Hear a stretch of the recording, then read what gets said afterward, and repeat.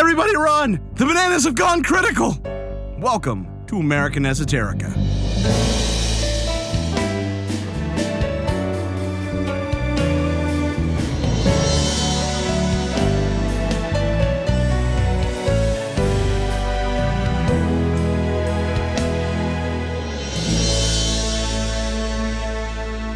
If history class gives you the streaming video service, this is the shared password with your entire family and even some friends and strangers and that guy who gives you extra cheese down at the Burger King. The essential stuff in between, the personalities, events, and other ephemera that shape our history and culture. I'm Brian Powers. There's an amplified trend lately where the size of something is given in some comparison to the size of something more familiar. Like when a museum tells you a blue whale is about the length of 3 school buses. Some journalists use it for comedic effect, like measuring the height of a tall building in giraffes, but it can be a useful tool. Also, as Americans, we will tend to use literally any other unit of measurement instead of the metric system. Really, how many times have you heard the length of something measured in football fields? This is literally the only country where that comparison makes any kind of sense. And while we're on the metric system, let's go all un-American esoterica for a second, because our failure to use the metric system is crazy. It's all based on units of 10, but it even converts between different dimensions of measurement. For instance, how much water will a cubic decimeter of space hold? 1 liter. How much does 1 liter of water weigh? 1 kilogram. How many meters are in a kilometer? Or, kilometer? 1,000. How many decimeters are in a kilometer? 10,000. How many centimeters are in a kilometer? 100,000. See how easy that is? Now let's think about the imperial system, which is no longer used by any actual empire. How many feet are in a mile? 5,280, you say? Easy. You memorized it. Okay. How many inches? Oh, is that the sound of you whipping out a calculator app to multiply 5,280 by 12? That's crazy. It's crazy. How much water will a cubic foot hold? Easy.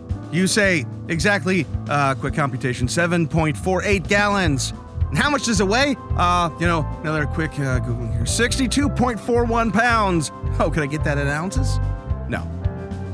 Forget any easy crosswalk between length, volume, and mass. This is America. We don't do that here.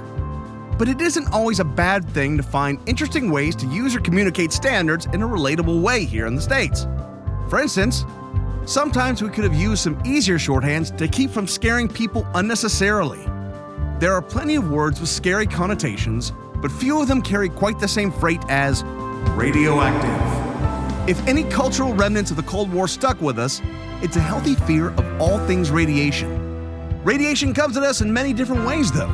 From the warm yellowish glow from that giant fusion reactor in the sky, to the metal box you use to heat up your leftover tuna casserole at lunch. There have also been concerns about the horrific radiation consequences of an accident occurring in a nuclear power plant, and in 1979, those fears became a reality. Kind of. On March 28, 1979, one of the 2 reactors at the 3 Mile Island plant experienced a partial meltdown, and some radioactive gas escaped into the surrounding countryside. In communicating the scope of the incident to the public, the authorities botched it, contributing to unnecessary fears about what happened. What actually happened is that the reactor water level dipped below the tops of the fuel rods, so they partially melted. But the safety features in place prevented a catastrophic failure like they were supposed to, and the reality is that the fears were overblown. If only they had a way to explain just how little people had been affected. In 1995, a scientist at the Lawrence Livermore National Laboratory mentioned in an email list that he found it valuable to use the banana equivalent dose to be helpful in explaining radiation risks to the public. It turns out that plants contain a radioactive isotope of potassium with a half-life of about 1.25 billion years. Bananas have a fairly healthy amount of this potassium, so they made a good comparison stick. 1 banana equivalent dose, or BED, is the amount of radiation exposure you'd get from eating a banana. Bananas have enough radiation, for example, that trucks full of them have been known to set off sensors at the border put into service to detect attempts to smuggle nuclear material into the country. Those living within 10 miles of 3 Mile Island received an average of around 800 BEDs, which sounds like a lot until you learn that we experience about 100 BEDs on average every single day. So, 3 Mile Island caused 8 extra whole days of radiation. But a person traveling on a plane from New York to LA already gets an extra 4 days worth, or 400 BEDs. Still think that sounds like too much? Well then, don't get a mammogram at 4,000 BEDs. There are definitely problems with using a banana as a radiation measuring stick, since it's not really an accurate way to discuss radiation exposure because of how the body metabolizes the banana. But that's not really the point. To the general public, it's a simple shorthand for conveying information and make people less afraid, which is why everyone from doctors to NASA uses it to communicate radiation exposure. If I tell you that your additional exposure to radiation from living within 50 miles of a coal-fired power plant is 3 times the amount you'd receive from living within 50 miles of a nuclear power plant, why then, that would scare you, wouldn't it? And that's how statistics can be used to scare the pants off you until you find out. The yearly exposure for the coal-fired power plant is about 3 BEDs. If all this talk about bananas has gotten you hungry, then let's pour some gas on that fire and talk about Waffle House. In 2010, FEMA Director W. Craig Fugate had to respond to a record 81 declared disasters. And FEMA, in turn, had to quickly figure out just how bad an area had been affected by them. Enter the Waffle House Index.